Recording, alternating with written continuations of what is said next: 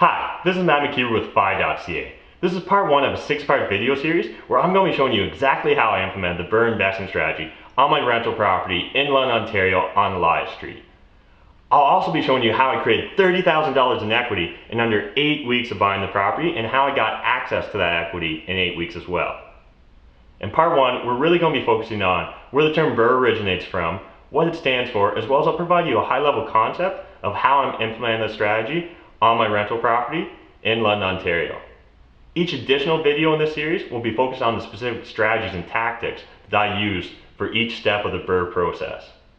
So BRRRR originated from and was originally coined by Brandon Turner from BiggerPockets.com. Quick tangent alert here, guys, but if you're not familiar with BiggerPockets.com, do yourself a giant favor and check it out.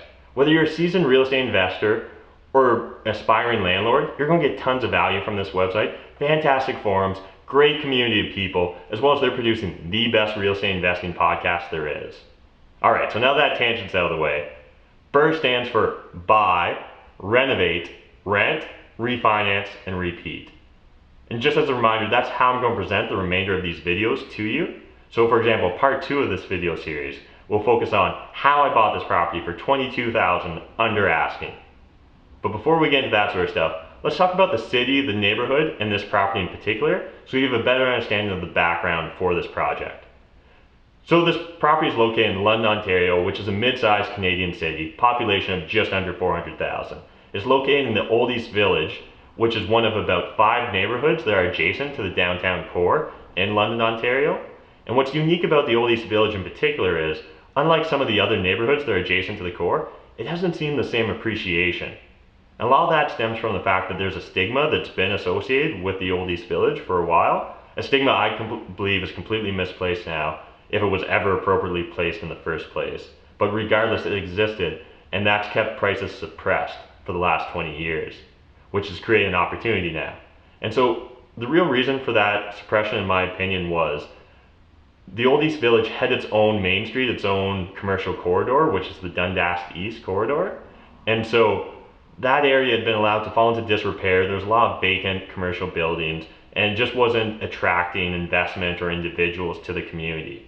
But recently, the City of London's really been focused on revitalizing this area. And so what that's done is we now have things like the Western Fair Farmers Market, which is bringing hundreds of people to the community every weekend for the farmers market and fresh produce and all that other great artisan stuff. And in addition to that, we have all sorts of businesses that have been invested in the Old East for a while now, like the Root Cellar, which is a farm-to-fork organic restaurant and also nano brewery. We also have other businesses moving or starting up in the Old East Village. So for example, Anderson Ales, a craft microbrewery, just opened up in the Old East Village just a few weeks ago.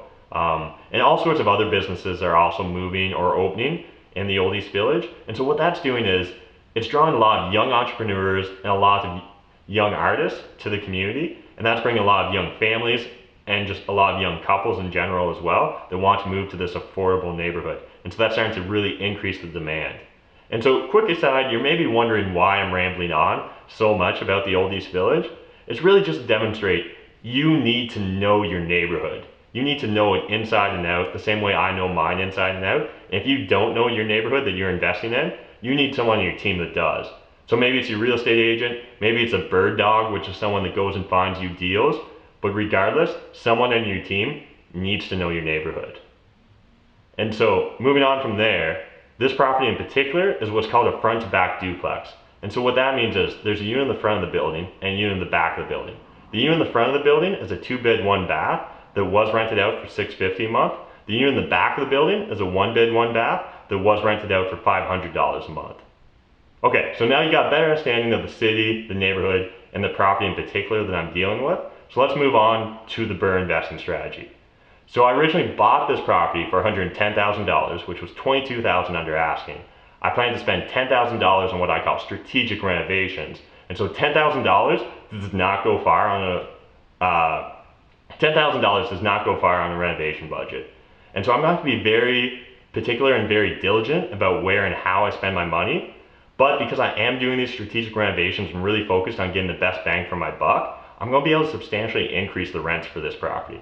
So that front unit that was rented out for $650 a month, I'm now renting out for $850 a month. That back unit that was renting out for $500 a month, I plan to be renting out for $700 to $750 a month. So that means I've created or increased the rents by $400 a month on this property. Feel free to pause the video here, whip out your calculator and figure out the return on investment. $400 a month in increased cash flow by $10,000 in renovations. Regardless of what metric or benchmark you're using for ROI, I think you'll agree that it's a great ROI that I'm getting on this project. And so because we bought at the right price of $110,000, because we've done $10,000 in strategic renovations, because we've increased the rents by $400 a month, I've substantially increased the value of this property. So I had the bank reappraise it on an after repair value, and they determined that the value was $150,000, which means I've increased the value on this property by $30,000. And so because of the exact mortgage product that I used on this property, I'm actually going to be able to access that equity within the 8 weeks that I did my renovations. And so in part 5 of this video series, I'll get into all the nitty-gritty details, the exact mortgage product I use, as well as how you can go about refinancing your properties in the fastest process possible. But for now, all you need to know is I was able to quickly access that equity. And so I was actually able to access it within 8 weeks. And so what that means is I can now take that money and go and buy another property and repeat this process all over again. And that's what's really powerful about this BRRRR investing strategy, is the repeat process. And so it's going to quickly speed up the velocity of your money, as well as increase your ability to acquire properties in quick succession of one another. And unlike some other real estate investing strategies you maybe heard from other gurus or mentors, this is actually building a very strong foundation for your investment portfolio. And so what I mean by that is, because I'm using a conventional lender, because I'm using a conventional mortgage, I'm always going to have 20% equity in my properties. And so that's building a really strong foundation. And not only that, all my BRRRR properties are cash flowing properties that are putting money in my pockets on a monthly basis.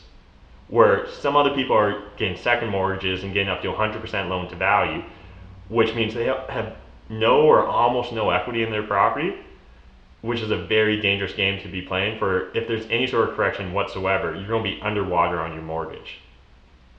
Anyways, hopefully you now have a better understanding of where the term BRRRR originated from, what it stands for, and kind of a high level concept of how I'm implementing it. In part 2 of this video series, we'll look at exactly how I bought the property for $22,000 under asking, or almost 20% under asking, in a neighborhood that's frequently seeing properties sell for above asking because they're getting into multiple offer situations.